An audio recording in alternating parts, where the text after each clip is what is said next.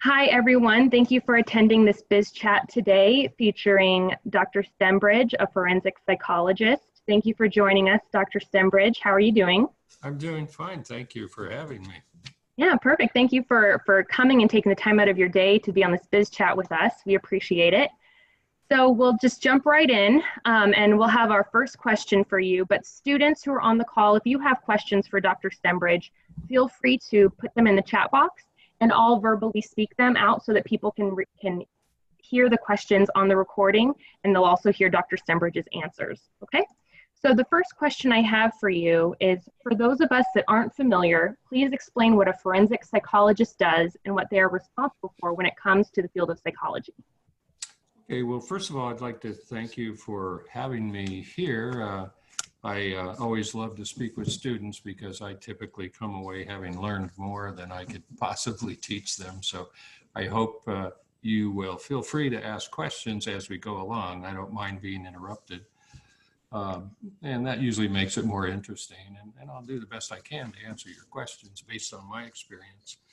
So in terms of what's a forensic psychologist, forensic psychology is a subspecialty of general psychology, and it specifically has to do with the interaction between psychology and law enforcement or the legal system.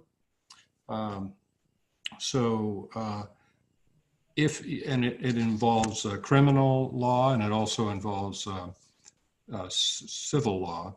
Right now, I'm exclusively involved in forensic psychology and criminal law, although I've done civil, well, I still do some civil law, but primarily criminal law.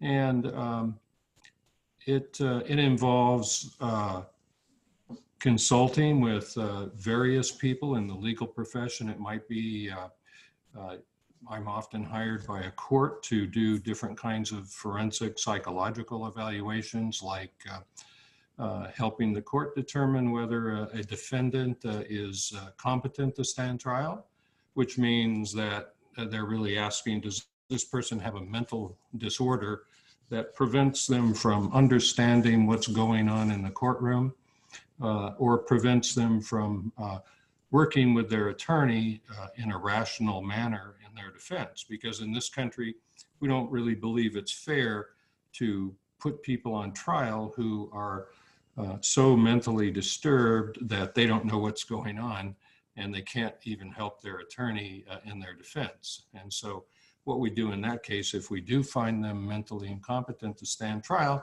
then they're sent for treatment. They may get medication, they may get counseling, they get classes in what's called competency restoration, which helps them understand the court and how to work with an attorney.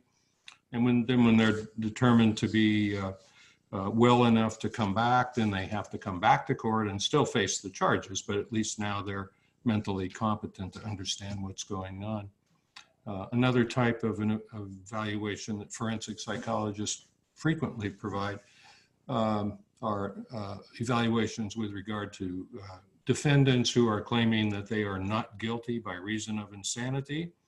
And so we'll be asked to interview the person, and often that involves interviewing collateral witnesses who may know this defendant and can give you further information about their condition. I should say that the difference between mental competence to stand trial and insanity is, in a mental competence to stand trial, you are evaluating how the person is right now.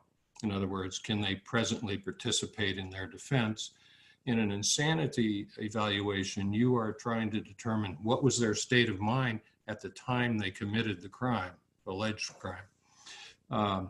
So it's a different perspective. And basically in an insanity evaluation, what we're required to do is to determine whether the person understood what they were doing at the time of the crime, and whether they understood that it was wrong. And so if a person is so severely mentally ill, it's possible that they were hallucinating or having delusions. It's not unusual that in an insanity case, you have a defendant who was delusional. Maybe he thought, his children were demons from another planet or who knows what, and he harmed them or even killed them. But he didn't really understand that that's what he was doing, and he didn't understand it was wrong. He thought it was good because God was telling him, you need to get rid of these demons. They're, shape shifting in terms of your children, and God knows what they did with your children. So, in that kind of a delusional framework, people can commit crimes. And again, in this country, we don't feel that it's fair to hold a person to the same level of responsibility if they were insane at the time they committed the crime. So we send them, if they're found not guilty by reason of insanity, they certainly don't get to walk. In fact, sometimes they serve a lot more time if they're found not guilty by reason of insanity than if they were just found guilty. Because what happens if they're found not guilty by reason of insanity, they're sent to a state mental hospital where they're treated, and they're not released until the courts, based on the treating psychiatrists and so forth, recommendations, find that they are safe to return to the community. So sometimes people never return. I've been involved in cases where, one case I'm thinking of up here in Nevada County, the fellow was found not guilty by reason of insanity, and that was like 20 years ago. And he's still there and probably won't get out, maybe, who knows, for the rest of his life. But some people do recover, and they can prove to the court that they're no longer insane, therefore they're no longer a danger to a society. And then they're usually released in what's called conditional release. And that is that they're monitored very closely by the local mental health facility. And they're usually in a board and care home where they're and it could be a locked board and care home, or it could be an open one, depending. Yeah. So they really have to prove that they're well and they're no longer a danger. Thank you. Dr. Stembridge, really fast, we did have a student ask in the chat box if you have to go through a clinical psychology doctorate program before entering a forensic psychologist program. Yes, you do. Most forensic, good question, by the way. Most forensic psychologists have their doctorate or their PhD in clinical psychology, because you use a lot of the same clinical skills in your forensic evaluations. And you need to take additional postdoctoral training in forensic psychology in terms of understanding the law. The main thing that is different about a forensic psychologist is not only do they have to be a clinical psychologist, but they also have to know the law, because you can't do these evaluations if you don't know what legal standards you're trying to discover. For example, like I was talking about the insanity, you have to understand that the legal standard for being insane is one, you didn't understand what you were doing at the time of the crime. And you didn't understand that it was wrong. And so, you have to usually have a clinical PhD in clinical psychology and additional training in the law. And then in California, in order to be an expert witness as a forensic psychology in the courts, you have to have an additional 5 years experience post licensure. Okay. Does that answer the question? Yes, that was good. Thank you so much for that. So then our second question that we had for you is, please share with us a little bit about your career path, along with what led you to pursue a career in forensic psychology. Okay, well, it's been a long career path. I guess it started in high school. I was not the greatest high school student. I wasn't very academically inclined in those days, but I did take a class in psychology, and I really liked it, and probably one of the few classes I did like and did well in. And so I decided to go to college, and I went to a community college, which was a good choice for me. I don't think I was really ready to take off to a 4-year college. I had too many other things I wanted to do.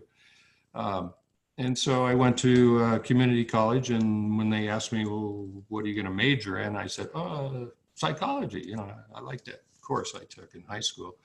So I majored in psychology. And as you know, in community college, you're mostly getting your basic educational requirements. You don't get a lot of courses in your major, but I had a few, and I enjoyed them.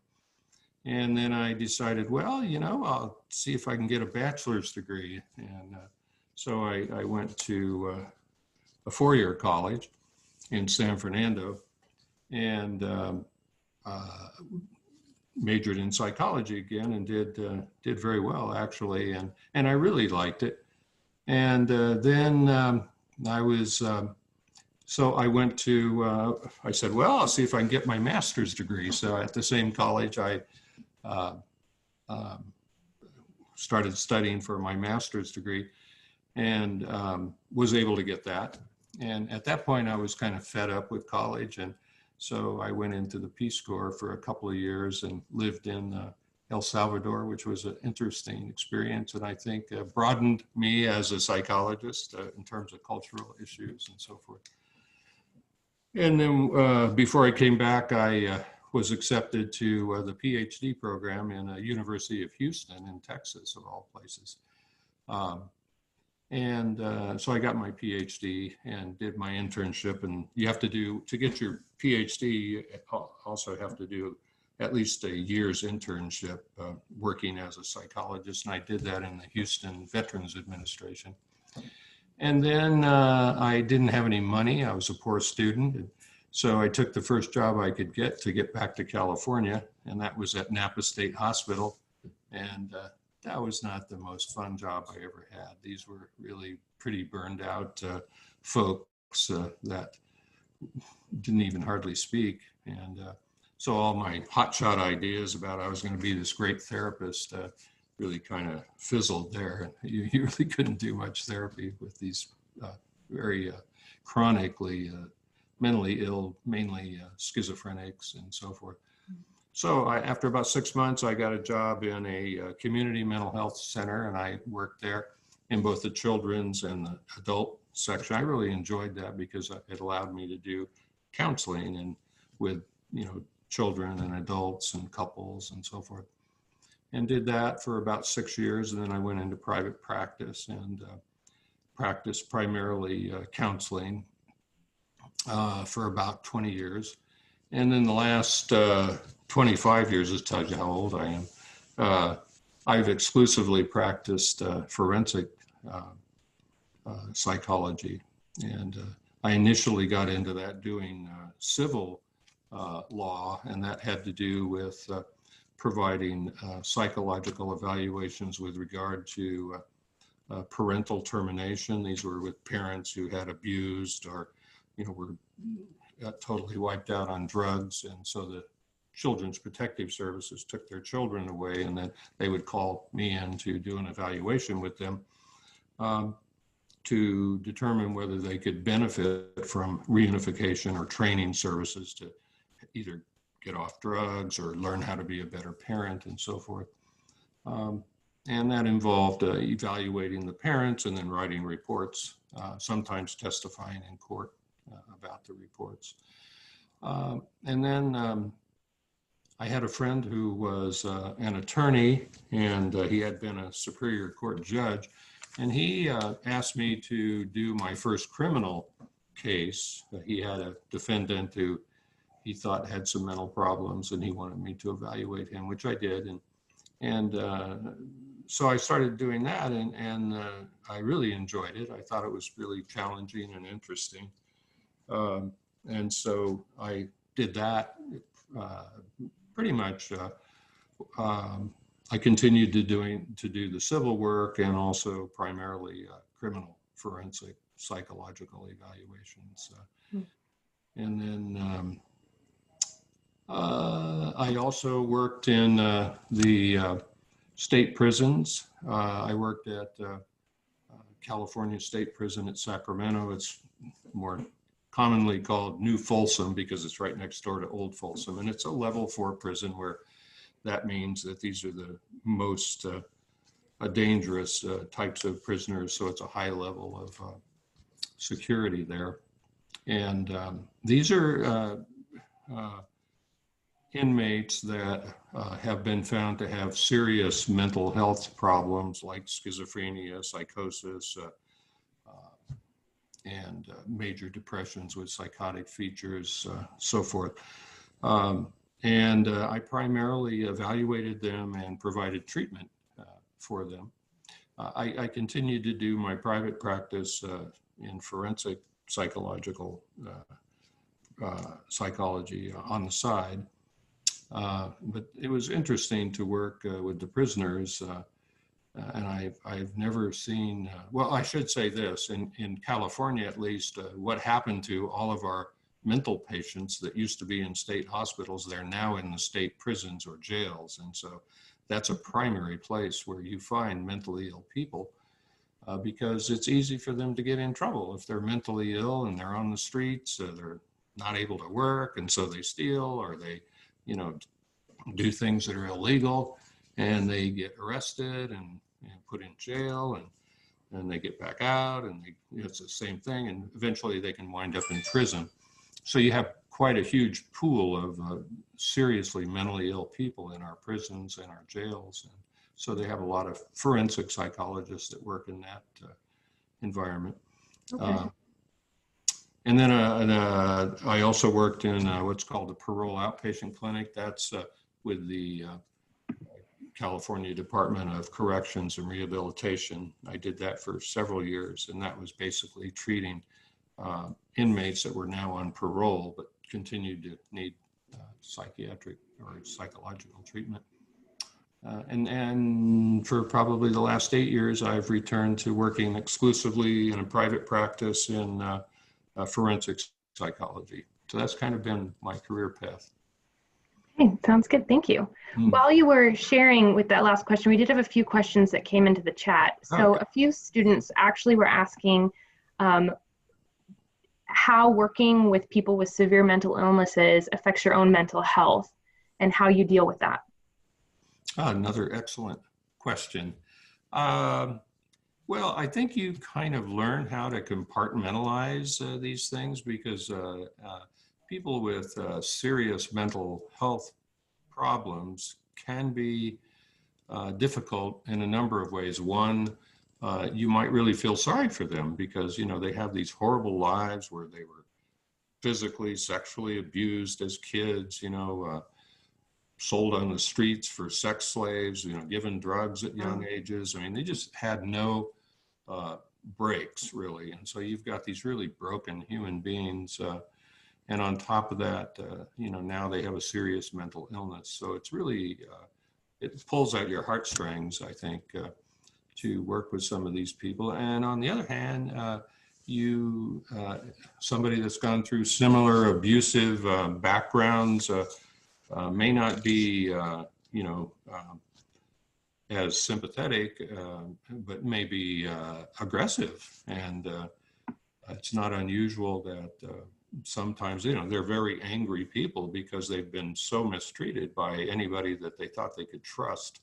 And then they've been shifted around through foster homes, group homes, CYA, jail, prison, whatever. So they're not the happiest people in the world. And oftentimes they'll take it out on you and, cuss you out and say things to, try to upset you. So you have to develop a fairly thick skin, and you do, in time. And you don't go into it expecting everybody to love you. If you want that, you should stay with counseling because you're much more liked as a therapist than you might be as a forensic psychologist. Although, I don't have that many people that treat me badly, and most of them are, treat me pretty good. And then, the basic thing, and certainly one of the things I learned in life, and particularly in prison, is if you treat people with respect, you'll get it back, 99.9% of the time, even with the worst people in the world. If you treat them as a human being and see their worth and their value, and they recognize that you're not judging them, they'll give it back to you. And so that's an important skill to learn, I think. Yeah, that's good advice. Thank you for that. We have another question. Are there career paths related to forensic psychology that maybe don't require a PhD? Maybe an assistant position or something along those lines? Yeah, there are.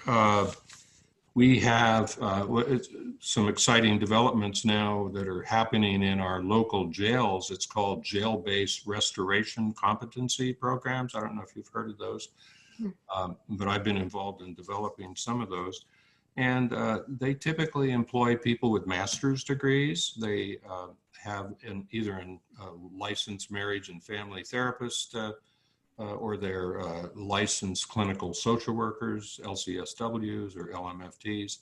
And these are people that, got their 4-year bachelor's degree and then went a further year to get their master's in marriage and family or social work. And then they go to work, but the first year, usually they have to work under the supervision of a more experienced licensed LSCW or LMFT. But they're often hired to work in these competency restoration programs. Typically, those are in jails, and so you'd have to ask yourself the question, do I really want to hang out in jails all that much? They're not always the cleanest places in the world. So they're hiring a lot of people in that. In California, in order to testify in court, you do have to have a PhD. And I would, what a lot of people do these days is they'll get their bachelor's degree and then they'll get into a master's program in psychology or social work or whatever. There's enough programs now where you can either do it online or you can do it, on weekends. There's those programs. And so you can continue to work so you don't have to, starve for And then, so many people, and once they get their master's degree, now they're earning more money. And so then they can afford to go for the PhD. And I would recommend you go all the way if you're going to go. But there are jobs that can be had at the master's level. And also at the bachelor's level, they're hiring people with bachelor's degrees in psychology to do things like in the parole outpatient clinics or in some of the mental health to teach anger management courses and domestic violence courses, and so they can get jobs teaching.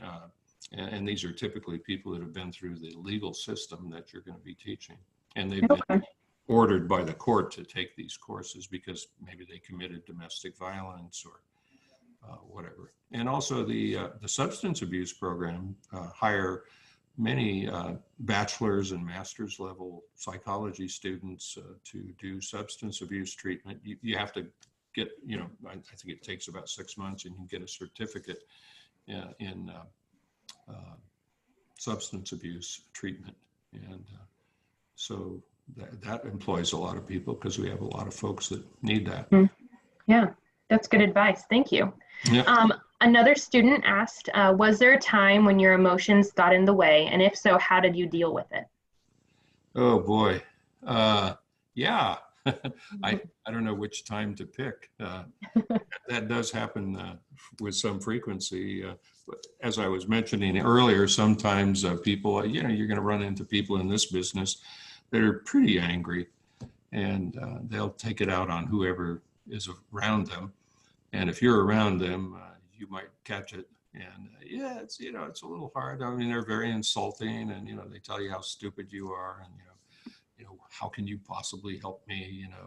Get out of here. I don't want to talk to you.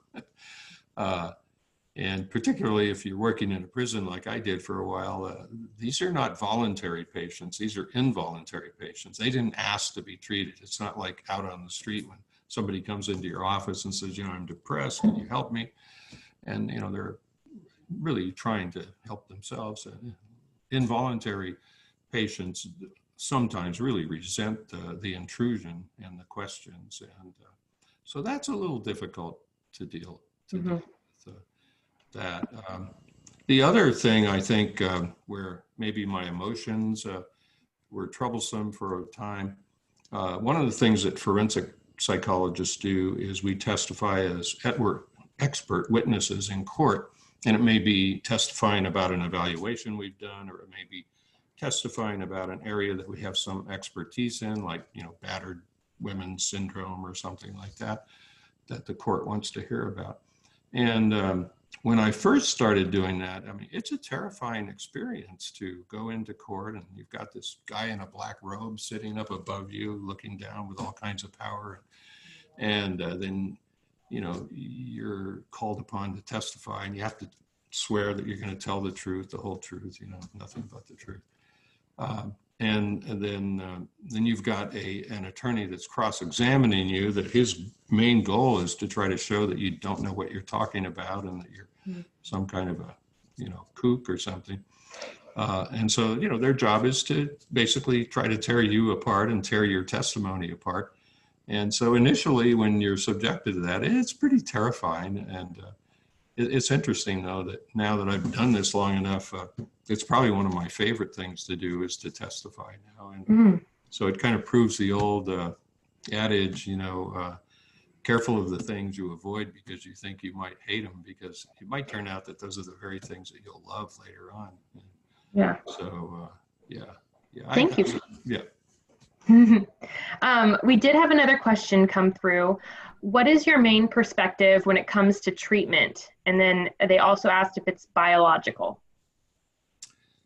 Well, I've always been pretty eclectic, which means that I draw on all of the, you know, various treatment theories, you know, whether it's behavioral or whether it's existential or, you know, psychodynamic. I don't use that too much. Or biological, because, you know, the brain is part of our biology. And so we can't really, you know, separate the mind and the body. And so, yeah, and in fact, it's really important to know your biology, because many illnesses like thyroid or whatever can create psychosis. And if you don't know that and somebody walks in your office and, you know, they're delusional and hallucinating, you go, oh my God, it's psychotic, I better give them a antipsychotic medication, you know.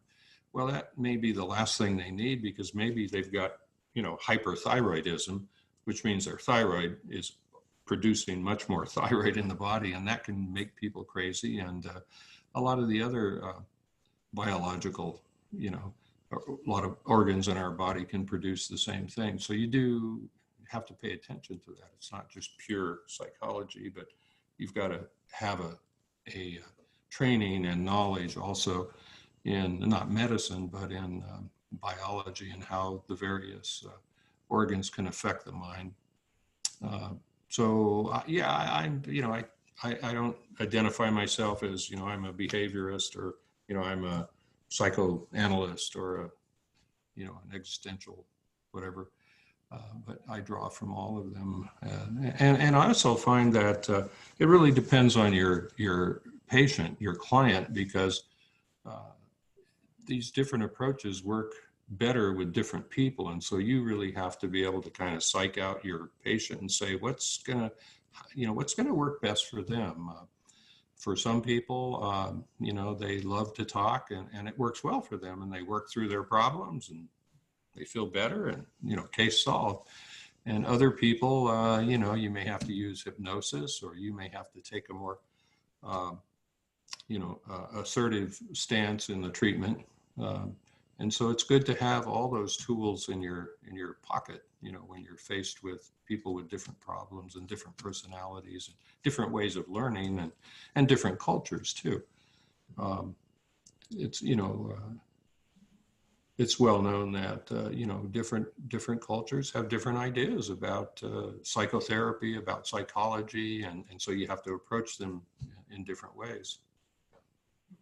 Sounds good. Thank you so much. Yeah. Another question that, yeah, we're getting a lot of questions in the chat box, which is really good. I like that, yeah. So another one that came in from chat is from Lauren Kelly. She says that I can imagine your role requires quite a bit of paperwork and documentation. how much time is spent interviewing a person on trial versus documenting the conversation and making a recommendation? Wow, what a great question. You have great students. Excellent question. Yeah, and I should mention that as a forensic psychologist, much of what we do is writing. Um, so if I understand your question, you're asking me, how do we break down our time in terms of an evaluation? Is that correct? Yeah, how much time is spent like interviewing versus the amount of paperwork that then is tied to that interview? Okay, great question. Well, the first thing that I do, and most forensic psychologists do when we're assigned a case, either by the courts or an attorney, is we look at that person's police reports. And one of the things you're looking for in the police reports as a psychologist is, was this person saying strange things when they were getting arrested? And most police are pretty good about documenting these things in their police reports these days. That they'll, if the person's saying, I'm FBI, don't touch me, or something kind of strange that, I can't think of anything else, but so we look through the police reports, and that probably takes at least, depending on the length of the case, that takes anywhere from 2 to 3 hours to go through the police reports. The other thing that we do is, if the person is in jail, we always go to the medical department in the jail and look at their medical records. But, I was saying earlier, that there are always possibilities that a biological problem is causing a psychological problem. So I look at their medical records, and if they're being treated with psychiatric medications, I take special note of that. And so that usually takes another half hour, depending on the length of the records. Then I get together with the defendant, and depending on the type of evaluation that I'm doing, if it's a mental competency, I'll usually spend about an hour and a half directly talking with the patient about those issues, getting a history, doing maybe some testing. If I have a question about their intellectual level, I'll do some intelligence testing. And we have also forensic assessment instruments that we use for different things like mental competency or insanity or whatever. And if it's an insanity case, that takes longer. I usually spend 2, 3, maybe 4 hours talking with the person, trying to get a sense of what their mental state was at the time of the crime. It may involve interviewing people that were with them, who knew them, who saw them during the crime. And, I may want to say, what did they seem like? What were they saying? So I'm getting different sources of information. And then I'll usually come home. That's a nice thing about being a forensic psychologist is most of your work is in the courts or jails or attorneys' offices. So I work at home myself, and then I will score all the tests that I've given and interpret them. That may take another hour or so. And then I will sit down to write the report, and depending again on the type of evaluation, that writing the report usually takes anywhere from 2 to sometimes 8 hours, just depending on the complexity of it. And I use a Dragon voice recognition, so I put my little headset on and talk in my microphone, and then it types it out the report on my computer.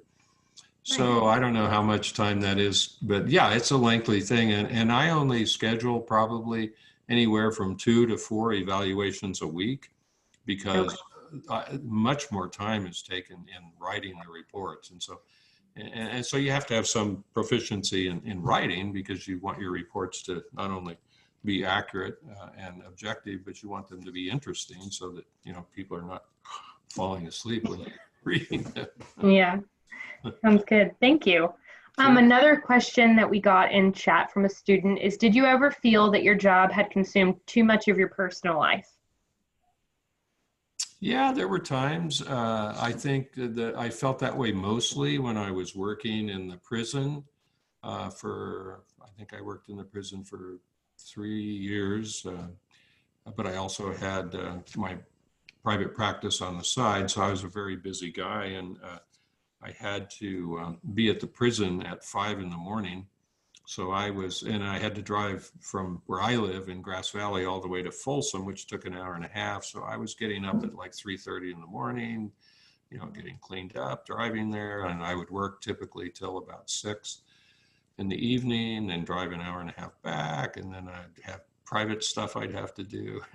So it was the best decision I ever made was to quit working in the prison. And I should say that, for a forensic psychologist, they do hire a lot of forensic psychologists. It's probably the easiest place to get a job as a forensic psychologist right now. Because it's a pretty negative environment to work in. As I said, these are involuntary patients. They're not people that are, although, once you gain some rapport with these guys and they realize that you are there to help them, they can become pretty good patients, and many of them did. And I used to even, some of them, it's kind of funny, my wife always laughs at this, but inmates typically don't trust correctional officers, and sometimes they have a good reason for that because correctional officers gossip. And in prison, you don't want anybody to know your business because it can get you killed. And so it's a pretty paranoid place to be.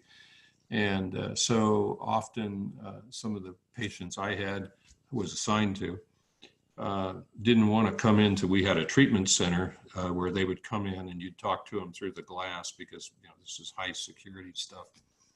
And but the correctional officers would sometimes hang out right outside the door, listening to what the prisoners were saying, and sometimes they would actually use it against them, or leak information that could be dangerous to this inmate.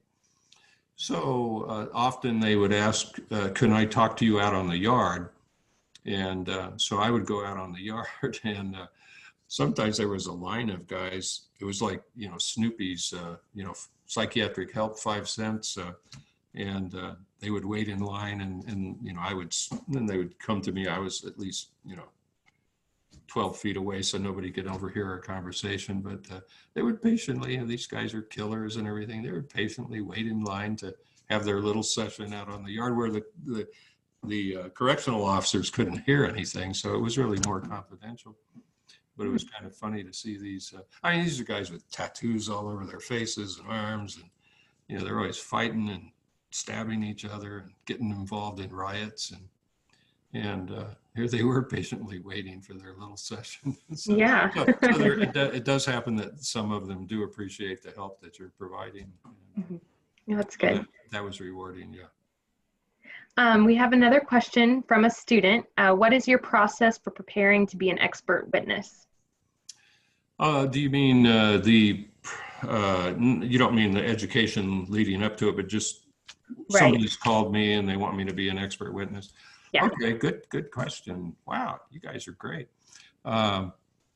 Well, it depends on the type of evaluation or why I'm being called as an expert witness. If I'm being called to be an expert witness in an area of psychology that I have some expertise in, like battered partners disorder, where they may have a defendant who has beaten his partner, and the partner really, when they get her on the stand to say what he did, sort of declines to talk or minimizes, I probably had it coming, or he just slapped me a little bit, it wasn't too bad. Of course, she's got all kinds of injuries and hospital records, but they might do that because they're afraid, and they know that this person can find them and wreak revenge on them for testifying against them, or they may be still with that person because they're financially unable to support themselves. So they might call me in to talk about that so that the jury can get an idea, why is this witness who said she got beat up, making this sound like, it was just a day in the park, no big deal. So that would be, so, basically I would review the literature and the research on that area, and so that I'm prepared to, give some accurate information to the jury or the judge, depending on whether it's a jury or judge trial. More frequently, when I testify in court, it's because I've done an evaluation. And that's such a good question, because you should never go into court unprepared unless you want to have them make a fool of you, which you don't. So I will usually go over my evaluation and all of my testing, and I will probably spend at least 4 or 5 hours preparing to testify. And the testimony may only be an hour. Sometimes it stretches out to a whole day, depending on the complexity of the case, but so that I know that I'm prepared. And depending on some judges will not let you look at any notes. You have to have it all memorized. And so you really have to prepare. Other judges, don't mind if you check your notes, and if they say, well, what date was that? And you don't remember, you go, let me look, so you really have to know your material if you want to, testify relevantly and successfully. So yeah, it takes, I spend a number of hours preparing before I go into court. Thank you. You're welcome. So for everyone on the call, we have about 15 more minutes scheduled for the BizChat. So if you do have any further questions, please add them to the chat. We do have 2 other questions currently in the chat that I'm going to ask you. So the first one is, outside of talking with the defendant or client, is your work predominantly group work or working alone? Is there what? Outside of talking with a client or a defendant, do you typically work alone as a forensic psychologist, or is it more of a group work that you do? No, it's typically alone. I review the police records. I, review the medical records alone. I talk to the client alone and do the report alone. So yeah, it's kind of a solitary thing that way.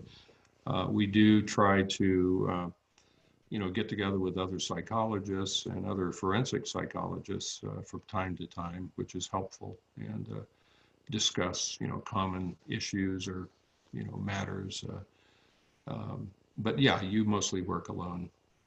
Okay, sounds good. So then the other question that came in the chat is, what is one thing you wish someone would have told you before you entered this field?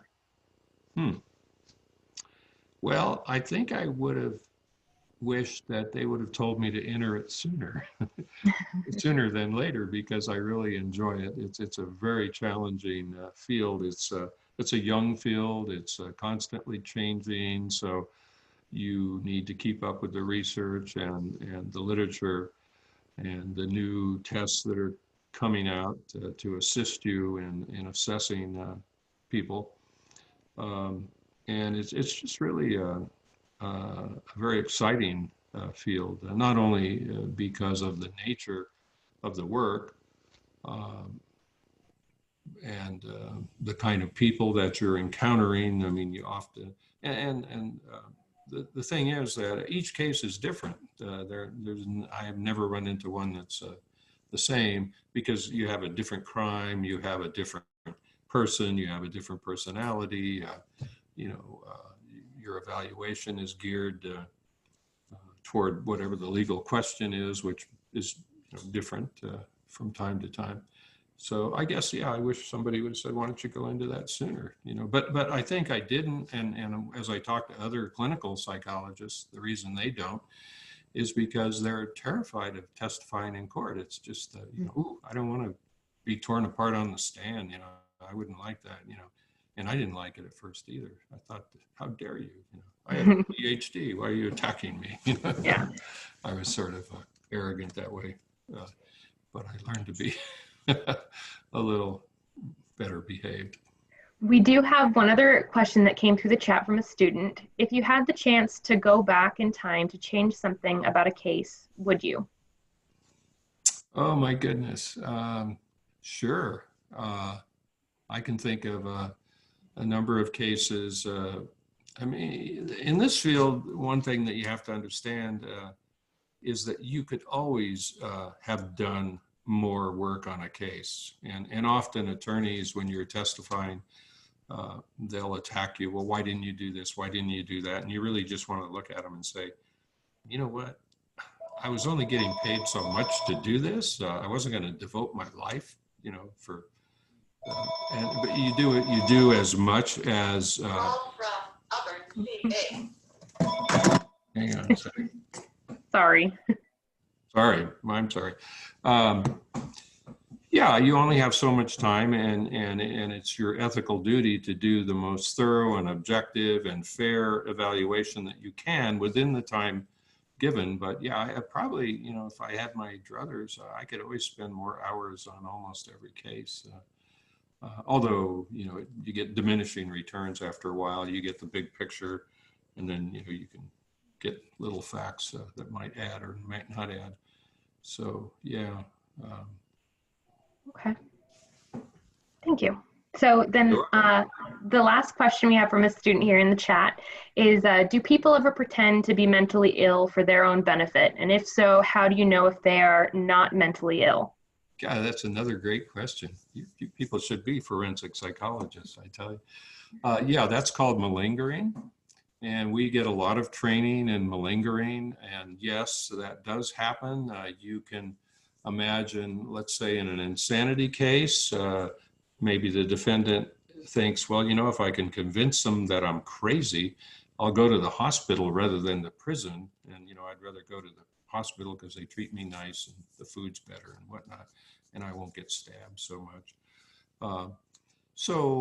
Or if in a mental competency evaluation, a person may have the idea that, well, if they think I'm crazy, maybe it'll go easier on me or something. Or if you're dealing civil forensic work, it may be a personal injury case, and the person's trying to, if I were called in, it would be because they had a psychological injury, not a physical injury. And they may be trying to exaggerate their symptoms or even make them up. And so we have a number of really good ways to, because we know that that's a common thing that happens. That's why that's a good question.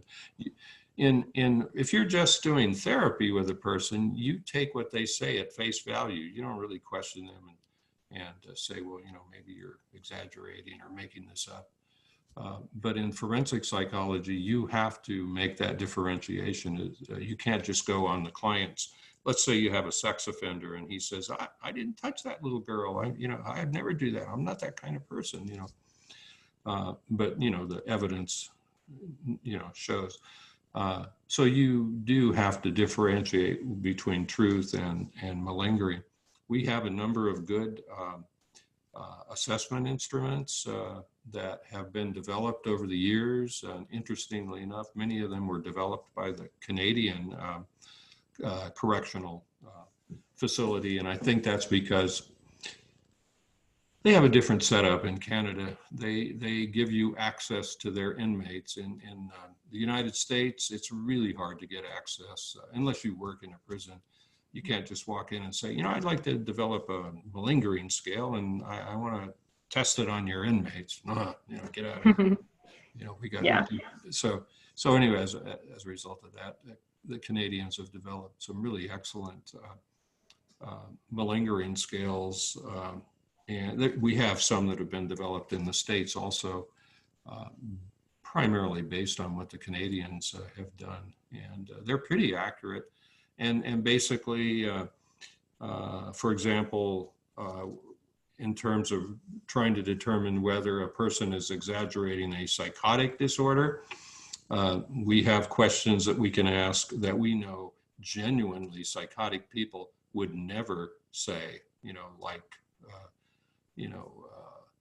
whenever I talk to my attorney, my palms itch like crazy. I mean, any real patient's not going to have that experience, but if you have somebody who's trying to make you think they're crazy, they might go, yeah, that sounds pretty crazy. Yeah, that happens to me. How did you know that? Just mentioning it makes them itch, and they'll, so yeah. And the other thing that we do if the person is in custody, I always talk with the correctional officers because they're the ones that live with these people. They see them day and night, day after day. They know what they're like. They see them interacting with other inmates. And so I always talk with them and say, you know, what's this guy like? And so then if that person presents a real different picture, you know, like acting like they're crazy or something, and I talk to the correctional officers and they go, the guy, you know, he's always playing cards and, you know, he got friends, he works out, I've never seen him act crazy. Then, you know, you have some collateral information to consider. So yeah, that's a really important area. And there's a lot of research in the colleges, and particularly the ones that teach forensic psychology courses that have to do with detecting malingering and lying and exaggeration. And people will fake good, and then they'll also fake bad. So we have instruments that tell us, like the MMPI has scales on it, and so does that's the Minnesota Multiphasic Personality Inventory, and a number of other personality inventories have built-in lie scales that detect, you know, one, is the person paying attention to the questions on the test, or are they just, you know, marking them randomly, or are they, you know, making themselves sound really, really good, better than they are? They're, you know, minimizing their symptoms, or are they exaggerating their symptoms for secondary gain, making themselves sound really bad? So we have good ways of detecting that. Yeah. Okay. Great question. Thank you. So we have one other question. I think we have just a few minutes here for this last question. What is one misconception about forensic psychologists that the general public has? Another excellent question. Well, I will say from all the TV shows, you know, Criminal Minds, and that we all like to watch on TV. I don't like to watch them too much because it's too much like work. But one of the myths that they seem to promote is this psychological profiling. That's what forensic psychologists do. They do psychological profiling. And the only place that's really done is with the FBI. They have a behavioral analysis unit, and they do that, but it's not very accurate, and it's frequently wrong, and but they still do it, but they don't do it very much anymore because it hasn't proved that useful, which is really disappointing for a lot of people to hear, because, you know, that's what they want to do, is be psychological profilers, you know, and be able to tell the police, well, this guy's a bald-headed guy with a long nose and a goatee, and he limps on the left side, and he's got a tattoo right in the center of his forehead. Go get him, you know. And it doesn't work that well, really. I mean, there is some value in it, because what the psychological profilers do is they study thousands of crimes, and they look for, you know, what's similar, what kind of people typically commit this kind of a crime as opposed to that kind of a crime. So you can come up with some useful information, you know, that, you know, if you're looking for a guy that you think there's been a rape committed and you don't have a lot of information, you know, you might look at the profile information and say, well, you know, what kind of guys commit rape in Chicago and at, you know, 3 a.m, and you know, try to strangle the woman, or don't harm the woman, or threaten her with a knife, and so you can kind of put little pieces of that puzzle together, and so yeah, it does have, psychological profiling can be useful, but it's not, you know, the thing that kind of you see on TV. And I like to watch. Does anybody watch Bull on TV? He's a clinical psychologist. Oh yes, I've actually seen that one. Yeah, he does jury consultation, and he's got this mock jury that he hooks up to all this, you know, electronic monitoring equipment, and that doesn't really happen in real life. But forensic psychologists do work as jury consultants, and we consult attorneys in terms of what questions to ask juries, potential jury members, to determine whether they're going to be helpful to their client or not helpful. And so we get hired to do that sometimes. Yeah. Sounds good. Thank you so much. I appreciate that. So we do have just a few minutes here. I wanted to add in the chat for everyone that survey link I mentioned at the beginning for you as a student to fill out so that we can make sure we do helpful biz chats for you in the future. If you can just take a few minutes as a student and complete that survey, that would be excellent. And then I also wanted to add for you guys who are on the call, the link for Dr. Stembridge's website. He does have a website that lists further information. So if you are interested in checking that out, the link for that website is in the chat as well. And I just want to thank you, Dr. Stembridge, for taking the time to be on this call with us and sharing all the helpful information that you shared about working in forensic psychology. And we just really appreciate it. So thank you so much. I enjoyed the Thank you. Sounds good. Okay, thanks everyone. I'm going to end the biz chat now. Have a great rest of your day. Bye. Thank you, Dr. Stembridge.